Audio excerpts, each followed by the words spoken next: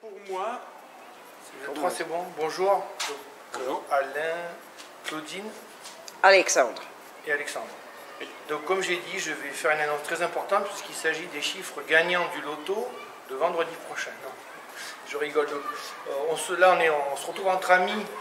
Certains sont gilets jaunes, mais alors, comme a présenté Alain tout à l'heure, les réunions que je monte ou que j'organise, que je co-organise avec d'autres personnes d'ailleurs, j'essaie même d'inviter des gens qui sont contre les gilets jaunes. Comme ça, on est en terrain neutre. On n'est pas lors d'une manifestation, entre nous, on boit un coup ensemble, on mange quelque chose, on grignote, on fait des petits jeux des fois des jeux intellectuels, des fois des jeux physiques. Et c'est intéressant pour nous, gilets jaunes, je me considère comme un des gilets jaunes, bien sûr, d'avoir des gens, des fois, qui sont contre les mouvements des gilets jaunes pour qu'on puisse comprendre les erreurs qu'on fait de communication, comment aussi on est mal représenté par les médias, qu'on peut appeler aussi des médias. Voilà, donc ça c'est pour la réunion où on se voit aujourd'hui. Vous êtes les bienvenus, comme a dit Alain tout à l'heure, d'autres gens sont les bienvenus, aucun souci. Merci. Alors, quand on parle des médias, donc, je me suis présenté aux élections législatives du mois de juin dernier. Donc ma colistière est Sandrine qui est là-bas. Elle était ma suppléante. Bonjour Sandrine. Donc, ce que j'ai... Alors, ça m'a coûté 3 500 €. Franchement, c'est les meilleurs argents que j'ai pu investir dans ma vie. Pourquoi je l'ai fait? Je voulais comprendre comment fonctionne la démocratie en France. Et moi, j'aime bien avoir les expériences terrain, même si, comme a dit Alain, je suis ingénieur des mines, j'ai toujours eu des postes de direction, etc. Ce que maintenant, je ne regrette pas et que je n'ai plus et que je ne regrette pas. Donc, qu'est-ce qui se passe quand on est candidat? Quand on est candidat, bien entendu, et qu'on ne vient pas des grands partis soutenus par les grands médias. Mais comme je viens de le dire, on n'est pas dans les grands partis, on n'est pas dans les grands médias, donc on a beaucoup de tracas administratifs. Du coup, on n'a pas le temps de mener la campagne auprès des gens qu'on voudrait qui votent pour nous. J'ai remarqué tous les pièges administratifs qui sont faits à dessein, c'est-à-dire qui sont faits pour détruire les petits candidats qui ne bénéficient pas d'une structure qui peut les aider à tout ce qui est administratif. Ensuite, au niveau des médias, on n'a aucune couverture. Je vois la dame qui a été élue dans la circonscription où je me suis présenté, qui est la 4e circonscription des Hauts-de-Seine de 92. Elle n'a fait aucune campagne, elle n'a pas parlé plus que moi aux populations locales. Elle a peut-être collé plus d'affiches que moi, sauf que moi, je les ai collées avec 2 amis, dont Sandrine qui est derrière vous, alors qu'elle avait des équipes qui tournaient pour elle. C'était bien entendu les équipes de la NUPES, de la France Insoumise dont elle est issue. C'est-à-dire qu'elle n'a rien fait, elle n'a aucun programme, alors que moi j'en ai fait un avec Sandrine, on a rencontré des gens du terrain qui nous critiquaient, on refaisait des versions pour qu'on ait un programme qui ressemble au peuple et qui ne vienne pas d'en haut. Alors que celle qui a été élue dans la circonscription, je me suis présenté, elle n'avait aucun programme. Elle a mis, elle, sa grosse photo, à côté de la grosse photo de Mélenchon. Elle a l'air de dire, j'ai rien à foutre. Les médias travaillent pour moi, qui de toute façon travaillent pour NUPES. Je vous rappelle que Mélenchon est sénateur depuis 30 ans et franc-maçon depuis 40 ans. Donc, s'il avait eu des choses à faire, que ne les a-t-il pas faites avant? Il découvre en 2022 qu'il y a un changement climatique, alors que je vous rappelle que tous les sénateurs, comme il est sénateur depuis 30 ans, ils ont chaque année des documents qui sont écrits par des ingénieurs des mines, comme moi, payés par le Sénat d'ailleurs, où ils n'ont pas besoin de lire les 3000 pages du rapport du GIEC qui sort tous les ans ou tous les 2 ou 3 ans. Donc les sénateurs, ils n'ont qu'à ouvrir un document qui fait que 20 pages. Il y a des rappels, éventuellement, on leur fait même des conférences. Je suis à des conférences de l'amitié franco-russe organisées au Sénat, puisque j'ai des petites entrées au Sénat. Eh bien, on voit que ces sénateurs, ils sont couverts d'informations bien formatées. Ils n'ont qu'à se baisser pour ramasser, pour comprendre ce qui se passe au niveau du monde, les enjeux stratégiques et géostratégiques de la France dans tout ça. Et M. Mélenchon qui avait accès à toute cette information, plus aux informations des francs-maçons, qui apparemment, dans leur loge, se rencontrent pour réfléchir au bien de la France et des citoyens français. On voit pour l'instant qu'on ne voit pas le bien qu'ils ont pu transmettre, puisqu'on est quasiment tous au chômage, stressés, surendettés, etc. À part les 500 familles françaises qui possèdent 1000 milliards d'euros, on reviendra sur ce chiffre après, à part évidemment les 500 familles françaises qui doivent applaudir à deux mains à la réélection de M. Macron, puisque pendant le quinquennat premier de Macron, ils ont gagné 60%, donc ils étaient vers 400 milliards d'euros, ils sont arrivés, le calcul est faux, mais la louche c'est ça, à 1000 milliards d'euros d'actifs, rien qu'à eux, 500 familles, hein. Ça fait la moitié d'un TGV, hein, pour voir à peu près le nombre de gens que ça représente, ils rentrent dans un quart de ce parc. Donc, je reviens donc aux conclusions de ma campagne, qui n'est pas un échec, puisque j'ai appris beaucoup de choses, comme m'a dit Mandela, je ne perds jamais, ou je gagne, ou j'en tire une leçon. Donc les médias, en fait, sont contrôlés par les milliardaires, les médias contrôlent ceux qui vont être élus, Les élus, pour arriver à être élus, il faut passer à travers, donc il faut être forcément dans un grand parti, sinon on est filtré par toutes les petites procédures administratives, comme je vous ai expliqué, et on n'a pas d'exposition médiatique. Donc finalement, les gens qui sont élus, eh bien, ils ne sont pas élus par nous, c'est tout calculé. On nous fait croire qu'on est une démocratie, mais les gens qui sont élus, c'est ceux qui sont passés à travers des fourches codines, hein, qui arrivent au bout du parcours. Ils ont donc été choisis, c'est des poulains, comme des chevaux de course, hein, qui ont été choisis et sélectionnés pour cela. Donc ce n'est pas nous qui les choisissons, c'est bien ceux qui ont les écuries de chevaux qui les ont choisis. Donc c'est ce qu'on appelle l'opposition contre. Donc ça veut dire que ceux qui sont élus dans l'opposition, en fait, ils ont été choisis eux aussi. Donc ça s'appelle l'opposition contrôlée, dont M. Mélenchon est l'exemple clé. Quand on fouille un peu sur Internet, on voit que Mélenchon et Macron se rencontrent parfois, peut-être même qu'ils sont francs-maçons dans la même loge. Enfin, je ne sais pas maintenant où je peux imaginer à quel point ils sont capables de se rencontrer dans notre dos pour nous faire croire qu'ils se battent Macron contre Mélenchon, mais derrière, enfin, ils s'entendent comme la roue en foire. Je vous rappelle que Mélenchon n'est pas élu député, donc il n'a plus besoin d'aller au Parlement. Il a donc sa villa à Marseille, etc. Il est peinard au bord de la Méditerranée. Je veux dire, moi, si j'étais dans sa situation, je pourrais aussi de loin dire « Ouais, il faut faire la révolution ». Et je vous rappelle que quand même, M. Mélenchon est multimillionnaire. Qui c'est qui est multimillionnaire ici? On va lever la main. Personne. Personne. Donc on est bien d'accord. Donc quand un multimillionnaire nous dit « Oh là là, c'est fin du mois, fin du climat, même combat, il faut qu'on se mette tous en rang là, avec le climat, les riches, etc. » Mais lui-même est très riche. Alors, comment il va gérer la France si jamais il avait été élu, M. Mélenchon? Je tire évidemment à boulet rouge sur M. Macron aussi, mais comme je profite aussi pour montrer que Mélenchon n'est pas mieux que Macron. Donc, qu'est-ce que j'en sais sur Mélenchon? Maintenant, ma petite enquête. Donc. Sa copine est directrice d'une agence de communication. Quand FI, c'est quoi déjà? France Insoumise a besoin de faire une campagne, faire imprimer des flyers, faire imprimer des posters, etc., il passe par la société de sa femme. Si ça ne s'appelle pas un conflit d'intérêt, je ne sais pas ce que ça s'appelle un conflit d'intérêt. Donc c'est-à-dire que, et comme on est un parti politique, puisque moi je fais partie aussi d'un parti politique qui s'appelle Decidemos, donc c'est que c'est une association de loi 1901 qui a l'option parti politique. Donc il a aussi des façons de défiscaliser, etc. Donc du coup il fait travailler la société de son épouse, qui a été élue députée. Hein. Il lui a donné une circonscription où elle a été élue au premier tour, pour vous dire qu'il lui a donné un truc, du caviar, quoi. Elle était sûre d'être élue. Ça, je vous parle bien de la copine de Mélenchon, l'homme qui nous dit que ceux qui nous dirigent sont des salopards de tricheurs, des salopards de riches. Il est lui-même riche et un salopard de tricheur. Mais Macron, il est aussi très riche et c'est aussi un salopard de tricheur. Pour vous dire qu'ils se ressemblent tous et que c'est bien l'opposition contrôlée, c'est bien des francs-maçons et des francs-maçons qui se rencontrent dans des restaurants où nous, on n'ira même pas. Quand on regarde le prix, on croit que c'est le code tellement qu'il y a de zéro.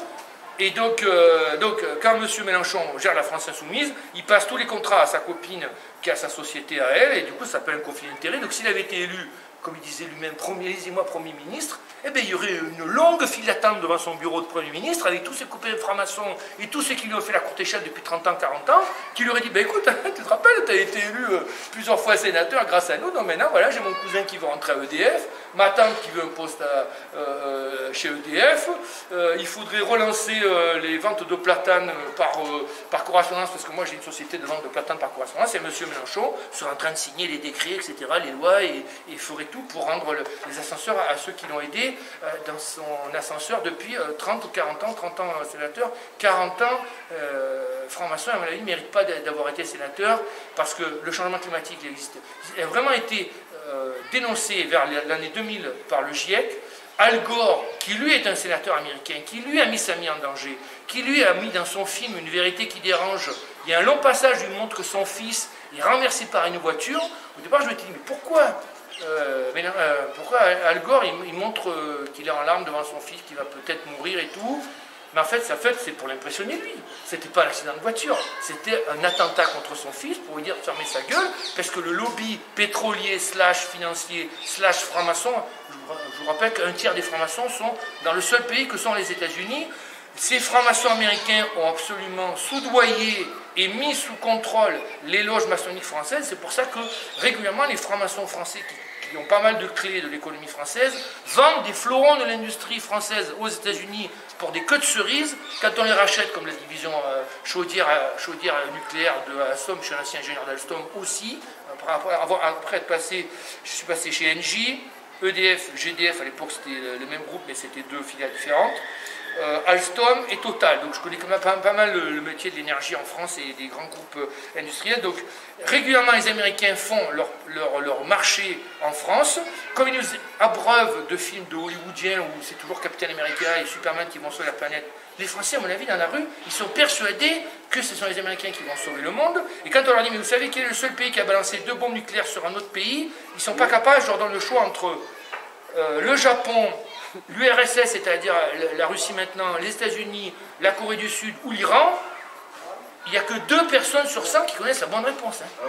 Mais c'est pour vous dire que comment les Américains lessivent, lavent le cerveau des gens à travers leurs films hollywoodiens débiles, repris évidemment avec tout ce qui est Netflix, qui détruit le cerveau de nos jeunes. Donc du coup, les francs-maçons français se sont fait aussi retourner la tête, et les francs-maçons aussi, les femmes, par cette espèce de modèle américain complètement débile. Et donc on voit régulièrement des joyaux de l'industrie française aux États-Unis en se disant, mais de toute façon les États-Unis c'est un pays tellement beau, très bien, que si telle industrie, Alstom pour ne pas le citer, passe sous giron américain, mais tout peut bien se passer, puisque c'est le pays, la plus grande démocratie du monde, etc. Qu'une ennemi ne pense qu'à eux. Hein, comme disait De Gaulle, une nation n'a pas d'amis, une nation n'a que des intérêts. Les Américains viennent de voter 1 milliard de ventes d'armes à Taïwan cette fois. Donc on voit bien que les Américains ne sont pas amoureux de Taïwan, ils sont très anti-asiatiques, ils sont des racistes contre les Noirs et contre les Asiatiques sur le territoire américain. S'ils donnent des armes qu'ils les vendent à bas prix à Taïwan, c'est parce que c'est pour embêter évidemment la Chine. Donc un pays n'a pas d'amis, n'a que des intérêts. C'est pareil pour les armes, 15 milliards de dollars qui sont envoyés en Ukraine. Donc ils disent, oh là là, alors le blé n'a pas été planté en Ukraine, l'Ukraine c'est le grenier à blé de l'Europe et même maintenant de l'Afrique et du Maghreb, donc Égypte, Maghreb. J'en dis très bien, alors je compte les milliards que la France a donnés en armes à l'Ukraine pour pas qu'ils meurent contre les soldats russes. Bon, donc ça va faire 20 milliards ou 30 milliards. Donc dans un an, je vais dire, ben, vous savez très bien qu'il allait y avoir une crise alimentaire, vous l'avez dit vous-même, le blé n'a pas pu être planté, il n'a pas pu pousser, il n'a pas pu être moissonné, donc ils vont crever de faim en Égypte, il y a quand même 120 millions de personnes en Égypte, rien que sur un seul pays, tout le Maghreb et toute l'Afrique, ils vont crever de faim. Mais alors vous allez donc voter 30 milliards d'aides pour pas que des petits Noirs, des petits Mohamed, des petites Fatima ne meurent pas de faim. Vous allez donc voter au moins les mêmes crédits que vous aviez voté en vente d'armes à l'Ukraine. Si vous ne le faites pas, ça s'appelle du racisme. C'est-à-dire que vous aidez les petites Tatiana blondes aux yeux bleus et les petits Igor blonds aux yeux bleus, mais quand les gens s'appellent Fatima et Mohamed, ils sont noirs, et leur prophète il s'appelle Mohamed, du coup il ne faut pas les aider, mais c'est du racisme. Ou bien on aide tout le monde, ou bien on aide personne, ou alors on dit un État n'a pas d'amis, n'a que des intérêts, et on a aidé l'Ukraine, pas pour les aider eux, mais c'était bien intéressé, parce qu'évidemment derrière il y a des histoires de pétrole et de gaz, comme vous avez dit tout à l'heure, je suis un ancien de Gaz de France, direction de transport de gaz, et de Total en Russie, sur le pétrole, et je suis travaillé pour la compagnie kazakh de pétrole et de gaz, la compagnie nationale kazakh, qui était sous la coupe du dictateur de l'époque, qui était soi-disant élu président, avec 95% des voix chaque année. Donc, on peut faire un parallèle par rapport à ce que tu disais sur Al Gore tout à l'heure, avec l'affaire de Daria Dugin. Avec la fille de Dugin qui est morte sur l'explosion. Alors, bien entendu, de la même manière que Christophe de Margerie, le PDG Total qui est mort sur l'aéroport de Moscou, il n'a pas été tué par les Russes. Les Russes sont tout à fait capables de tuer quelqu'un quand ils veulent s'en débarrasser dans un autre endroit que chez eux, pour faire porter le chapeau à quelqu'un d'autre. Il avait rencontré l'après-midi de sa mort, qu'après ça dit sa mort, le président Medvedev. Tout le monde sait que c'est Poutine le Premier ministre qui a donné le pouvoir, mais néanmoins il avait rencontré le président Medvedev, Christophe de Margerie, avant de mourir, en disant les sanctions que les États-Unis et l'Europe mettent sur la Russie ne servent à rien, c'est contre-productif, nous on va continuer d'avoir des activités en Russie. Donc c'est fortement improbable que Christophe de Margerie n'a pas été tué par des Russes. Bien entendu, je considère, ayant vécu à Moscou, qu'aucun avion ne tape une des neigeuses en décollant de la piste. C'est vraiment un coup monté, bien entendu, c'est un accident, c'est un attentat déguisé en accident. Donc, pour la jeune de Dugina, qui a été tuée donc, à la place de son père, d'ailleurs, c'est pas très clair parce que c'est son père qui aurait dû conduire la voiture dans laquelle elle était. Donc, à mon avis, c'est le père qui était visé. Donc, qui aurait eu l'intérêt de se débarrasser du père? Alors là, c'est ou bien c'est les Ukrainiens, mais moi-même, j'ai eu la copine qui était ukraino-russe. J'allais très souvent à Kiev, c'est quand même un pays qui n'a pas beaucoup de moyens, et la Russie est quand même très douée en espionnage. Donc à mon avis, les seuls qui sont capables de monter une opération pour aller tuer un des bras droits de Poutine, c'est la CIA. Et par rapport à donc, son expérience électorale, est-ce que tu peux nous en dire plus? Alors, Comme j'ai dit, je fais partie d'un petit parti politique qui s'appelle Décidément. Après moi, tu es aussi membre, je m'en rappelle plus. Bon, en tout cas, pas loin de... On partage les mêmes conceptions. Alors, il y a une chose qui n'est pas idiote, c'est de tirer au sort les députés. On tire au sort 500 personnes. Forcément, il y aura autant d'hommes que de femmes, il y aura autant de jeunes que de vieux, il y aura autant de maghrébins qu'il y a de maghrébins, de juifs, je suis juif, donc il n'y a pas de problème. Moi, j'accepte qu'il y ait un parlement qui représente autant de juifs qu'il y a de juifs en France, autant de maghrébins qu'il y a, ou de gens de confession musulmane, ou de gens de confession catholique, ou quoi que ce soit, ou bouddhiste. Donc, si en tirant les gens au sort sur l'ensemble des Français, on aura un parlement qui représentera le peuple, que ce soit en sexe, en orientation sexuelle, en religion, en franc-maçonnerie ou pas, etc. Et donc, ils feront du bon boulot. Alors, on met un super salaire pour être sûr qu'ils ne vont pas évidemment écouter les sirènes américaines qui leur diront mais oui, il faut vendre Airbus aux Américains. Et donc ça nous mettrait à l'abri de tout ce que j'ai dit tout à l'heure. Les écuries, les médias qui choisissent qui sont les candidats, etc. On tire au sort. Quelqu'un reste pendant 5 ans, il a une super paye. Il y aura une personne légèrement arriérée mentale qui aura été tirée au sort. Et alors on va voir ce qu'elle est capable. Elle comprendra du coup moins que les autres, mais elle comprendra quand même des choses. Et elle votera comme les autres. Voilà. Donc, ça répond à ta question, mais c'est un des axes de réflexion qu'on pourrait avoir. C'est le moteur qui t'a convaincu finalement de continuer sur le mode électoral. Oui, mais moi j'ai joué à fond la caisse comme si j'allais être élu pour aller jusqu'au bout, pour bien voir où étaient toutes les choses trappes et les pièges, et comment on peut améliorer le système, parce que l'idée c'est aussi d'améliorer le système derrière. Ouais. C'est pareil pour les juges, hein. 80%, selon mon enquête personnelle à moi, mais pas mal de sources différentes, 80% des juges et des magistrates sont des frères francs-maçons et des sœurs francs-maçons. Je vous rappelle qu'entre eux, ils nous appellent les profanes. Je vous rappelle qu'entre eux, ils ont une justice maçonnique avec des juges, avec des avocats, etc., un conseil de surveillance, etc. Et nous, ils nous appellent, notre justice à nous, la justice profane. Donc ils sont bien coupables de séparatisme maçonnique, puisqu'ils mettent leurs lois et leurs règles, leur justice, au-dessus des lois, ce qu'ils reprochent ensuite aux musulmans de faire. Je dis, ben ouais, les mecs, vous êtes forts quand même. Qu'est-ce que tu penses du RIC? Alors, donc je termine, il faudrait que les juges soient tirés au sort par couple de 3 pour toutes les affaires, évidemment, quand c'est un crime de sang, etc. On reste à 12 jurés tirés au sort, au hasard, c'est bien le cas. Donc pourquoi on comprend que quand c'est un crime, il faut 10 personnes tirées au hasard, parce qu'on est sûr qu'elles vont être équitables. Pourquoi quand c'est pas un autre délit, ça ne serait pas 3 juges pris au hasard dans la population? Et à mon avis, les gens seraient moins surpris par les décisions débiles, comme c'est actuellement le cas. Alors le RIC, c'est excellent, parce que le RIC, ça correspond à ce qu'on appelle l'intelligence collective.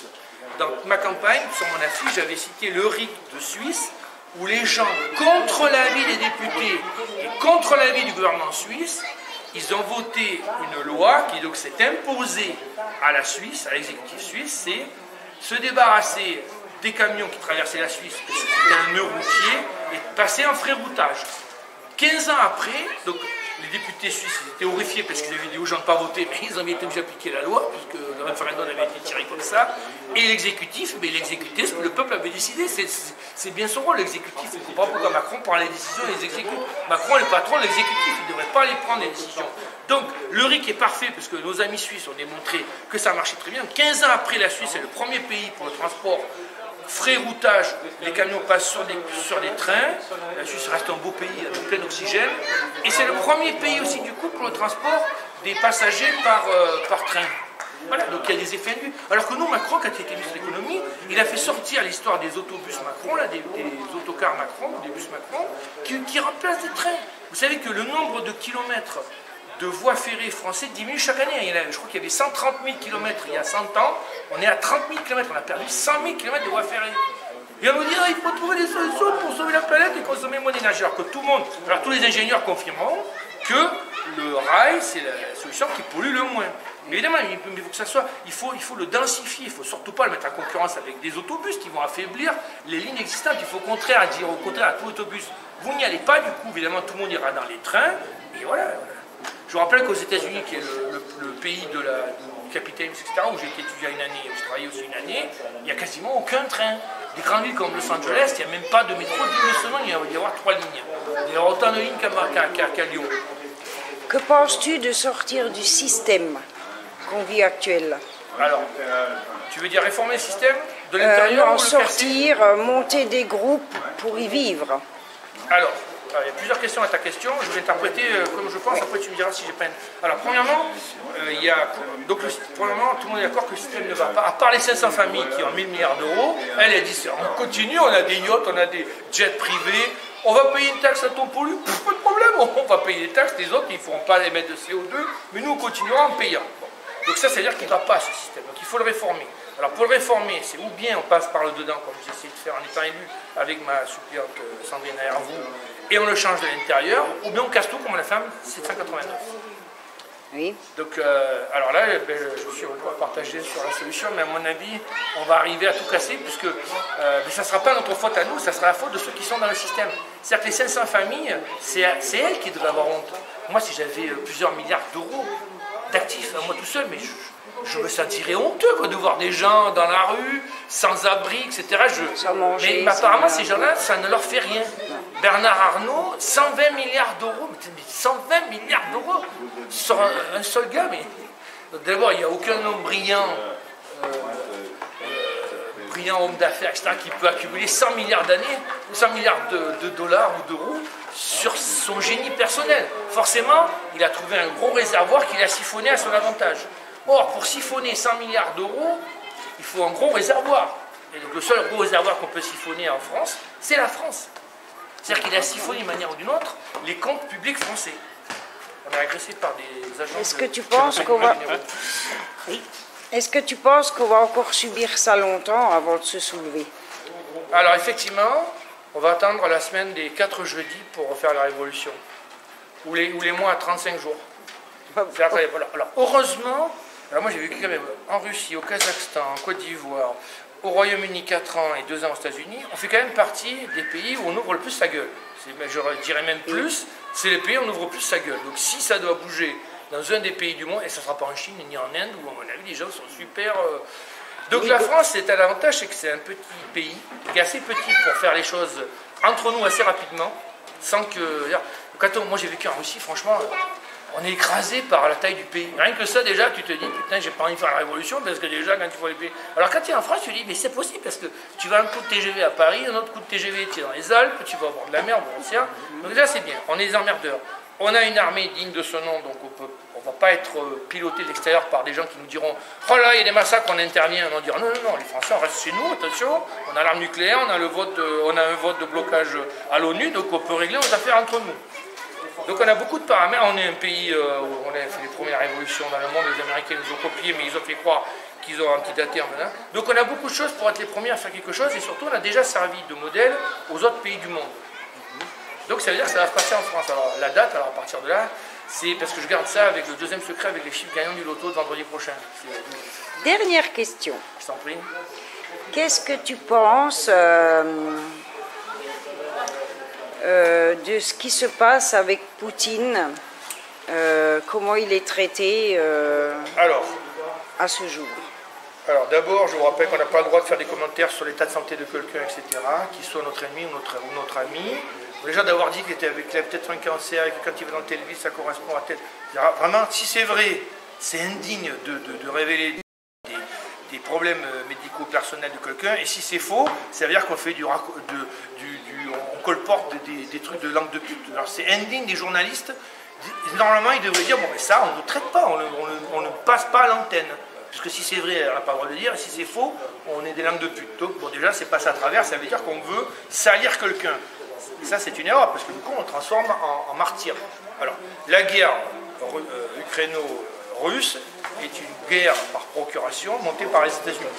Parce que le premier pays producteur, pas vendeur, premier pays producteur de pétrole est aussi le premier pays producteur de gaz, qui est aussi le premier pays producteur d'armes, c'est les États-Unis.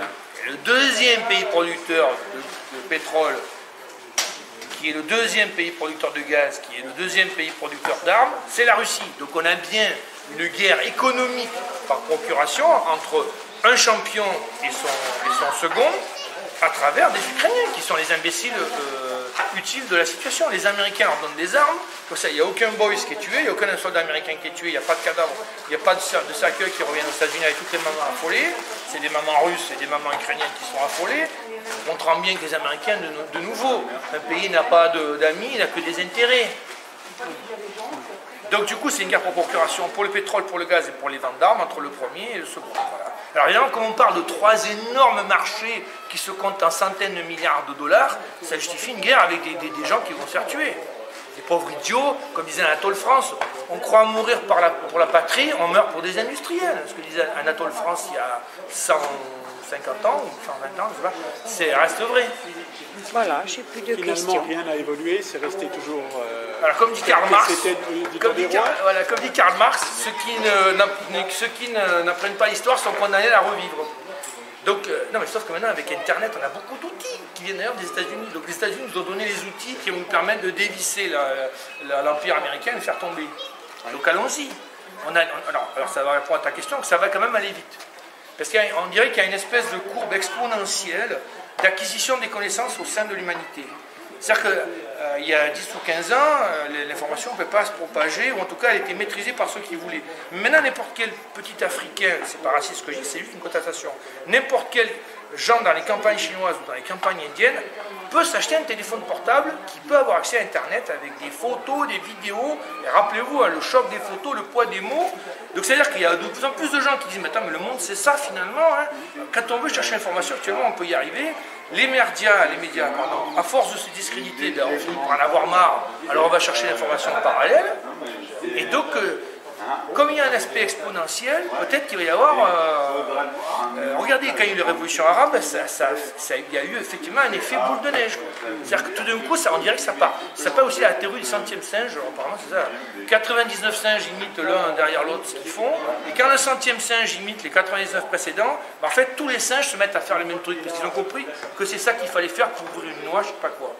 Donc, en trouvant des... Alors évidemment, c'est pour ça qu'on essaie aussi dans le laboratoire, on va se retrouver après l'interview, on essaie d'échanger des idées, ce qui marche pas, qu'est-ce qu'on apprend de nos erreurs, etc. Et on publie. Il faut publier des exemples illustrés, documentés, ça a marché, ça n'a pas marché. Voilà. Nous sommes en direct à Paris. Qu'on attend, le fait que rien ne se passe en ce moment, jusqu'à maintenant, est-ce qu'on peut dire qu'il y a un phénomène de mûrissement qui doit se faire? Oui, alors il y a aussi l'histoire de l'homme providentiel. Quand on regarde les révolutions et ce qui s'est passé à travers l'histoire, même si ce que je fais que dire depuis tout à l'heure, c'est toujours on y va tous ensemble, il faut qu'il y ait une intelligence collective qui s'empare des décisions. Apparemment, les gens entendent un Mao, un De Gaulle ou un Churchill, c'est-à-dire qu'il faut qu'il y ait une incarnation dans une personne qui va être le premier à balancer un truc. Mais ça vient peut-être, c'est inscrit dans l'inconscient humain depuis des milliers d'années. C'est peut-être quand on est à la chasse, j'en sais rien, il fallait qu'il y en ait un qui disait tiens, c'est ce buffle-là qu'on va essayer de tuer. Et avant, les mecs ils hésitaient sur quel buffle ils allaient attaquer. J'en sais rien, ça peut venir. Ça Docteur François Spinault. Alors quand on parle d'intellectuel, il y a quand même du lourd. Bonjour. Voilà, c'est terminé. On va peut-être rester là. Donc nous allons terminer ce live. Nous sommes toujours en direct de Paris, au square... Sarah Bernard. Sarah Bernard. Dernière Nation. Derrière Nation. Derrière Nation. Allez, je vous dis bye bye à tous. Tous les combien